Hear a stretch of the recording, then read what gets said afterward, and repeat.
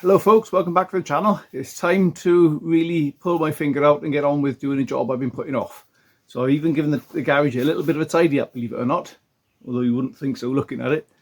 But it's just, I can't prevaricate about the bush any longer. I have to crack on and do this job, and that is fit the front windscreen. So I've had a new screen and had a nice deal actually off of Evans and Son Rally Supplies in West Wales. He was actually passing by the M4 corridor just this morning, and so we met up and I grabbed the screen off him and he did me a very nice price for that, so happy days with that. So let's crack on and fit the windscreen, hopefully without breaking it.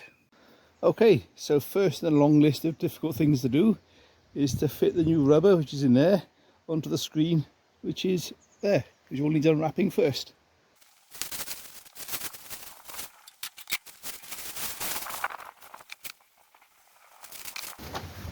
Now some will say that you should put this bucket of hot water first to make it more pliable, and that will work for a little while, but it'll cool down really rapidly, and it's not a job you want to rush. It is like everything, take your time with it, make sure you get it right. And this is really quite hard on the hands as well. Hands will ache after this. Okay, so let's get the rubber on the screen first. So there's a chrome trim piece that goes in there, that goes in at the end of the job. So what we're looking for is getting the whole screen in that gap there.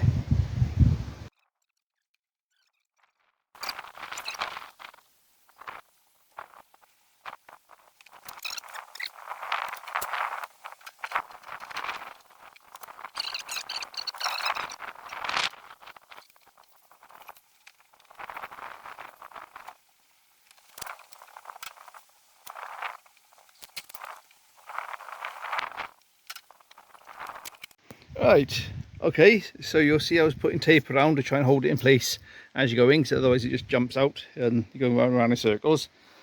So the next challenge now, those are in, is get some cord in between that bit there. Okay, so that's our next challenge.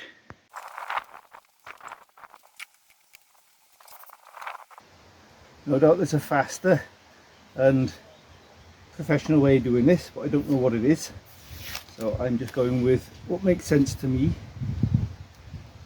and taking my time. I'm not up against the clock and doing this, so I got all day to do this.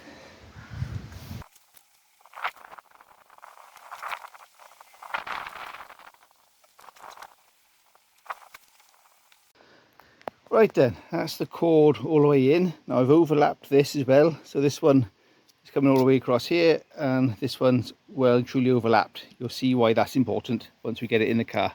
So the idea of this cord is, as you pull on it inside the car, it pulls that lip, rubber lip, over the metal lip in the car. Hopefully you'll see that in action. Now at this stage I am going to use a very mild soapy solution just to spray around the window aperture, because putting this in dry is just impossible.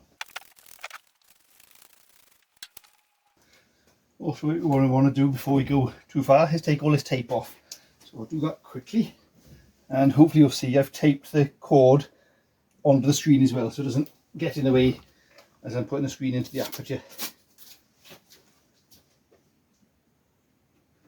Now this is of course better if there's two of you, but not impossible to do by yourself. Yeah, that job done. Happy days. Right, depending on how we go, we may need to get some strap in to go around it, but we'll see how we go. That's not always necessary.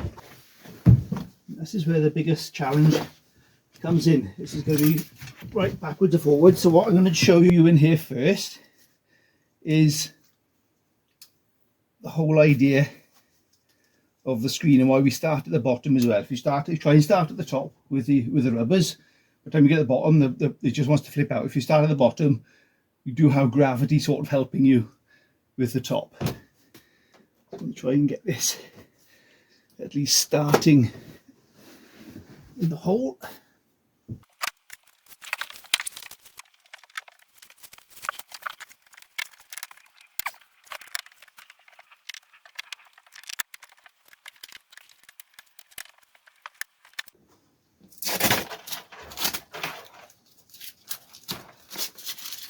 once we get started, hopefully it'll go fairly smoothly. It's getting things motoring in the first place is often a challenge.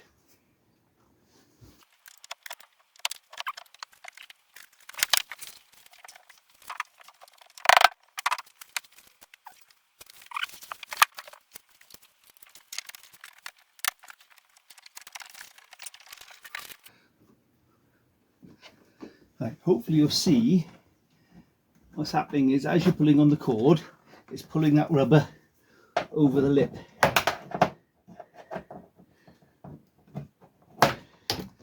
Which when it does, the windscreen will start to settle into place. Then it all starts to make sense.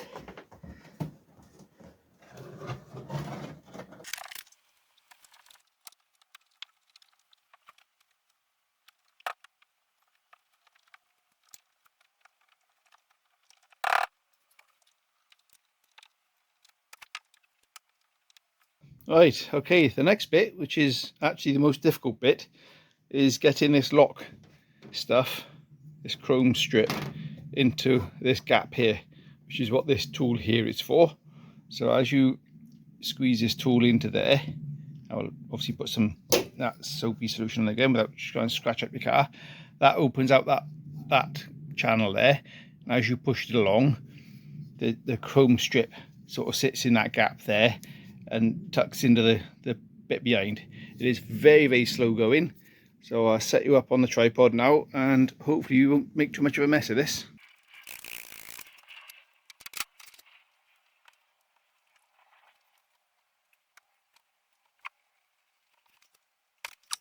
This is the worst bit, is when it slips out like that, it's getting it going again.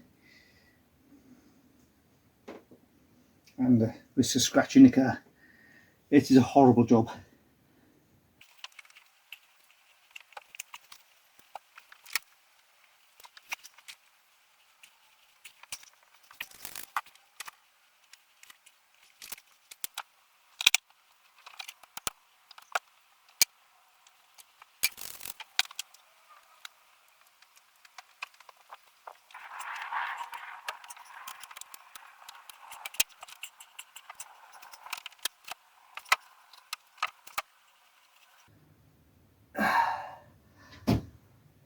So I've done these on VWs and Minis a few times. They're a lot easier on them than they are on this.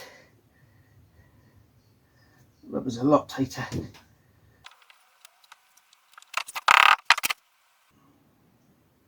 Here comes the really fun part, finishing it off. Ooh. And to cut with, I found these designed for cutting plastic pipes. Horrible stuff that plumbers like to use. Fake plumbers, I might add. I don't believe in it. But these are good for cutting this. So to make a little mark on there with.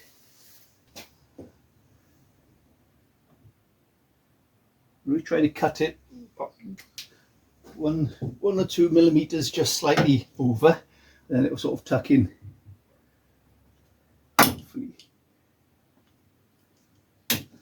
Just like that. See, cuts off nice and clean. Right, a fun bit now, so you can get these to marry up together.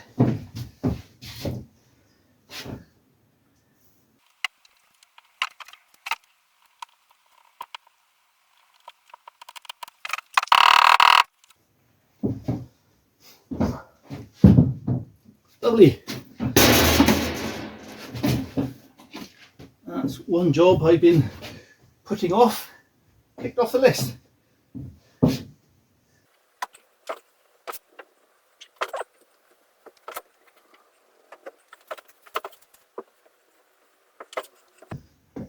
Lovely, get some proper window cleaner on that. That'll come up very nicely.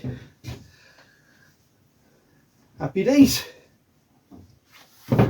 Okay, so a bit of bad news with this bit of glass.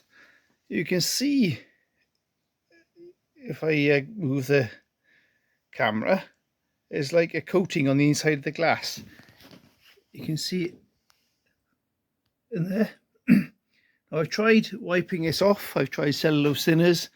I've tried clay bar. I have tried the glass cleaning compound that come with the Merca scratch removal kit. I've tried a razor blade. A razor blade gets it off, but the glass scratches really easily. I've been on to Ian from Evans and Son Rally Spares, and he's tried to get some sense out of the manufacturer and got nowhere. The manufacturer is there. I don't know what to say. This is going to have to come out. It's no use. I can't. Over on this side where I've been trying to use a razor blade, because it's razor blade is the only thing that will touch it, whatever it is. I'm ended up scratching the glass, and I'm back to square one. I might as well use the old toughen screen if that's going to be the case. Absolutely gutted.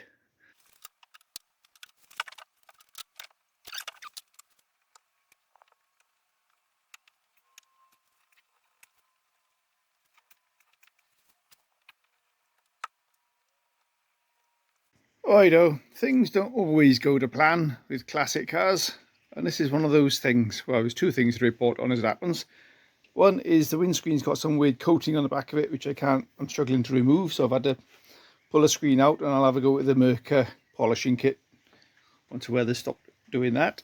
The other thing is I thought I'd fill this up with water and get the engine running up to temperature, check everything out is okay, and I put the clip in, there's water pouring out the bottom.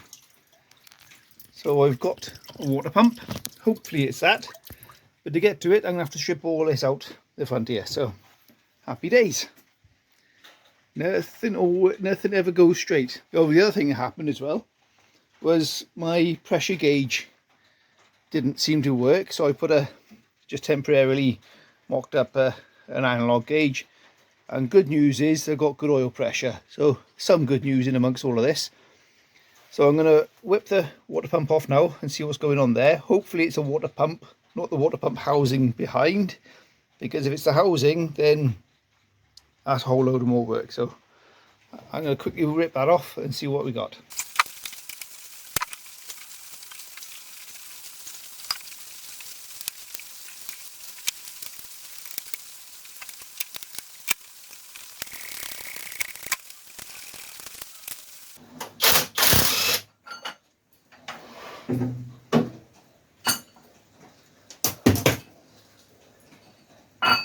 Okay, so the $1,000,000 question is, where was it leaking from?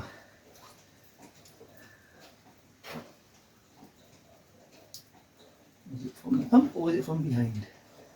Hopefully from the pump.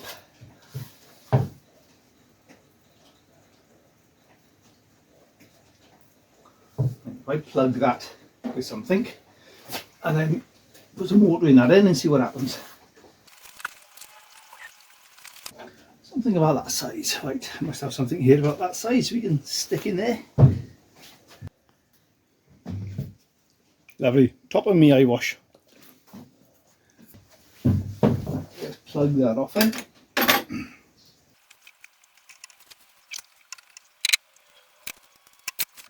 Stick something like that on there.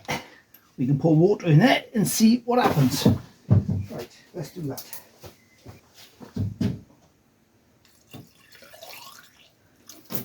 We could do if the stack wasn't closed. Okay, cunning plan didn't work. Okay, plan B is put air through there, which is me the back of the engine. I don't know if you can see it in shot, but I got the air cap. Let's just blow some air in, see if we can see bubbles.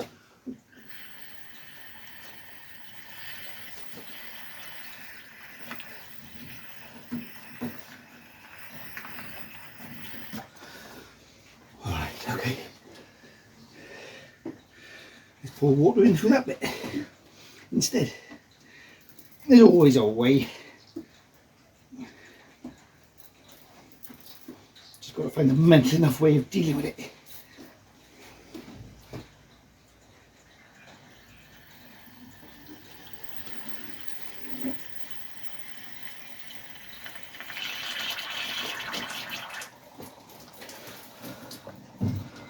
Okay, well that's good news. It is a water pump. So let's swap that out and try again. Hopefully we've got the right water pump.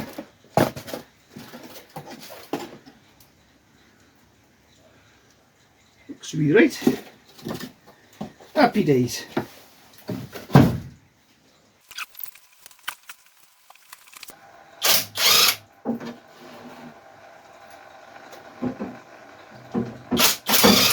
I'm glad it's not the housing, because that would have been a nightmare if it was. That means stripping a lot of the engine down.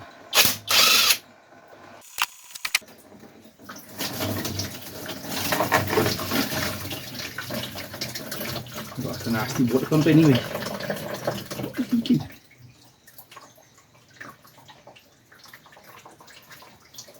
Well, it's a nasty horrible one in there anyway, so it's good job of changing it as it happens, because that's some nasty plastic impeller, and that one looks a lot nicer. Lovely.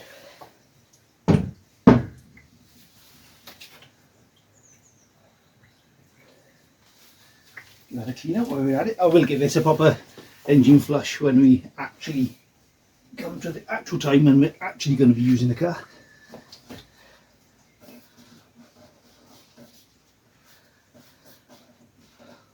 It's quite ironic that it's a water problem for a plumber that's causing me grief. As a plumber I should know better than to ignore an old pump.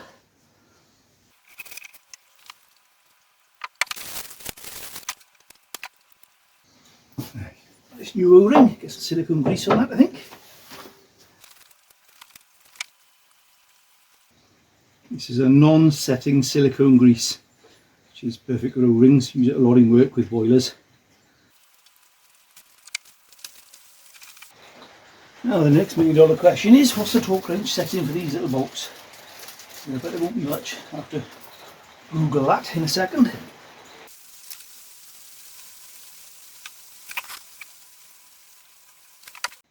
Right, okay, after a quick Google, 18 pounds-foot torque, so the torque wrench. 18 pounds-foot. This is a Halford's Advance, lovely, nice tools these are. You can trust these.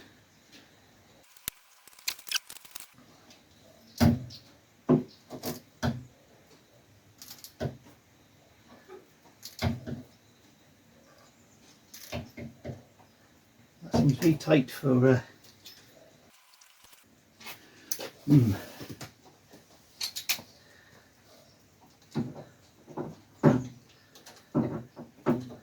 I'll go with Dave Torque click. I'm sure that one felt like it was about to twist off.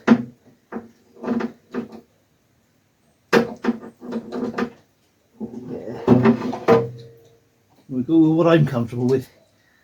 18 pounds-foot seems a bit too much.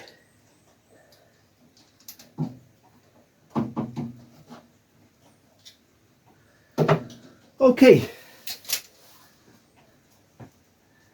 Should we put some water in that or pressure it up with it?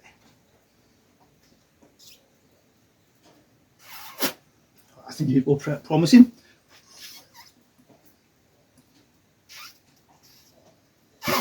Right, okay. I think we can refill that, put everything back together, refill it, and hopefully job done. But that didn't take very long, thankfully. Yeah, these are the ones that's supposed to be 18 pounds torque.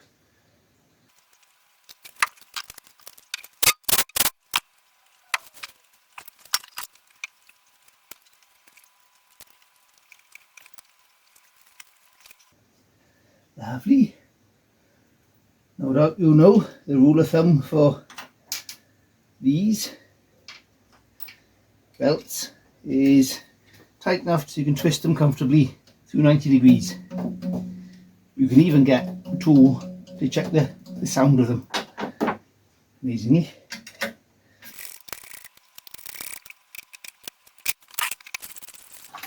We know the start is closing. That's good news. Also,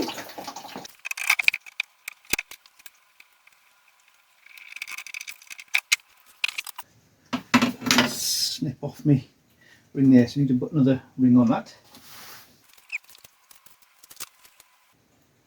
Maybe you're wondering why I'm using pliers in this when I have the right tool in hand. I found that tool doesn't work that brilliantly with these little rings, so I've got to start it off and then finish it off with this thing.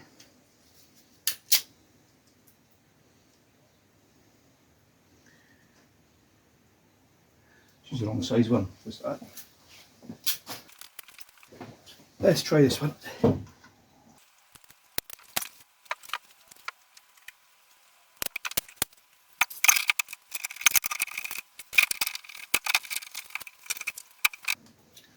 My pet hates is doing jobs 3 or 4 times over, or even twice over is annoying. But hey ho, it's my own fault. I should have checked this before I put the engine in. I should have pressurised the water side up a bit. But silver linings, it's new, nice new pump on it, and it wasn't the pump housing, which was what I was really worried about. That would involve stripping down quite a lot of the front of the engine to change that.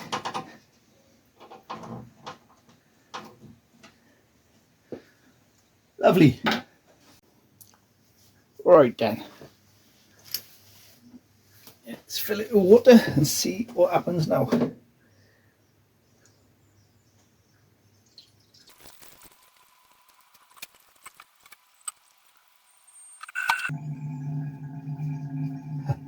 Can hear it bubbling through the stat slowly.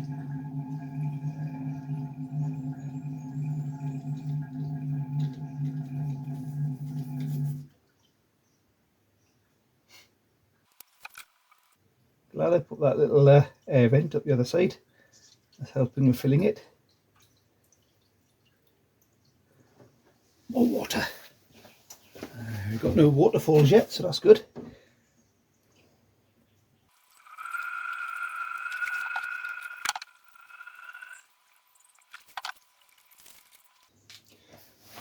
Lovely. I think I'll leave that sit now while I go to have my tea and see what happens. Okay, we're looking good. We are holding water in there. That's good.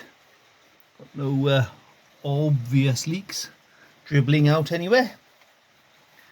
So I think it's time to start it up and see if we can get it to run up the temperature.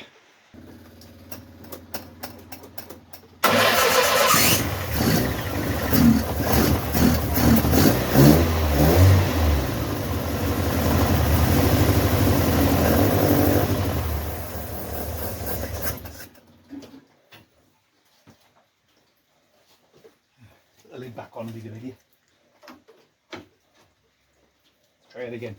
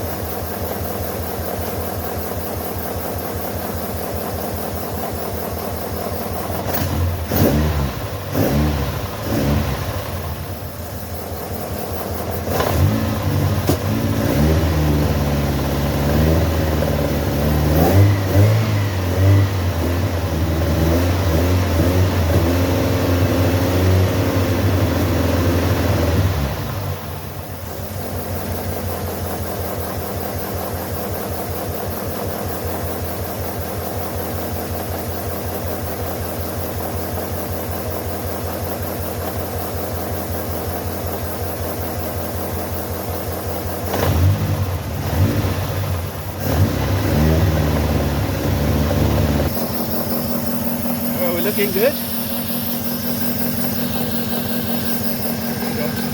Good oil pressure there.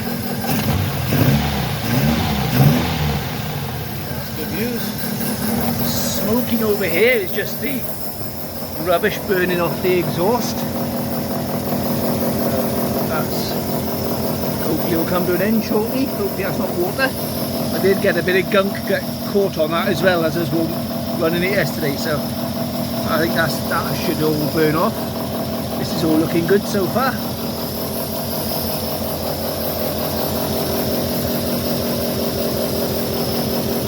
Bit of water down there, but I think that's just from what was there previously, hopefully. Right, let's leave that run for a little bit and see what happens. And in here, you can see that, a bit dark, but got a fuel air oxygen ratio thing going on there.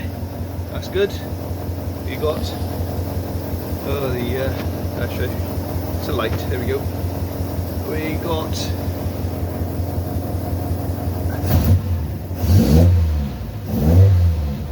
hopefully you can see that there. We got good voltage.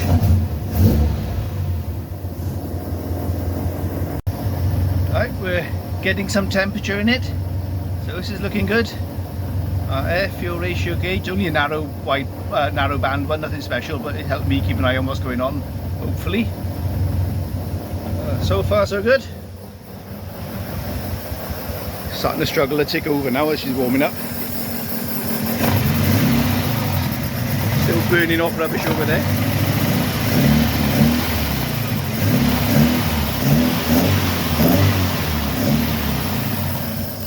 Sounds lovely.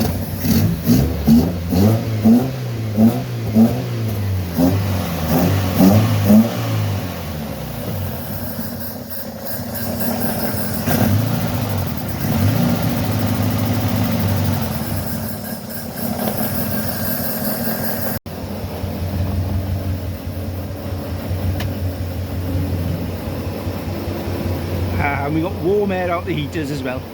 Woohoo! Excellent, so we know that circuit's working. Lovely.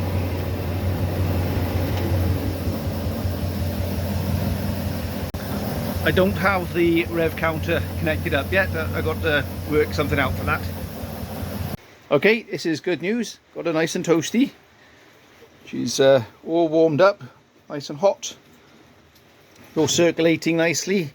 There's no jets of steam squirting out anywhere. And we're all nice and dry underneath there. So that's all good news as well. Happy days. That's a nice encouraging step forwards, but still a whole pile of work left to do. Okay, so screen out, taken back, swapped out for a clear one. Ian at Ian Evans and Son Rally Spares, very good. He's happy for me to go and check the screen and swap them out. So fitting this one, everything's going swimmingly until I did that. Fantastic.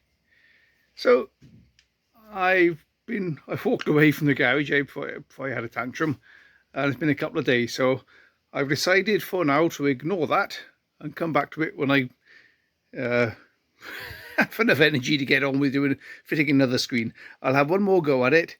If I break another one, then I'm just going to have to pay to have one fitted. I don't normally break screens fitting them, and you can normally be quite harsh with the screen, but this one, I'm not saying it's fault of the screen is my fault, because it's me that's broken it, but it is what it is. So happy days. But I have cheered myself up by tidying up the front grille, giving that a bit of paint and cleaned up around the edges and just tidied that up. I've got windscreen washers working.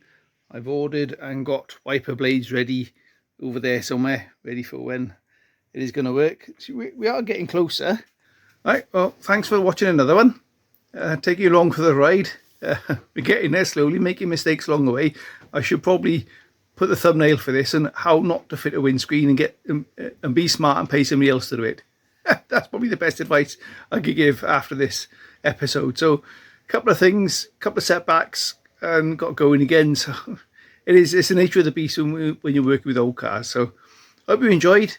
Hope the next video will be a bit more productive and we'll crack on and get something done.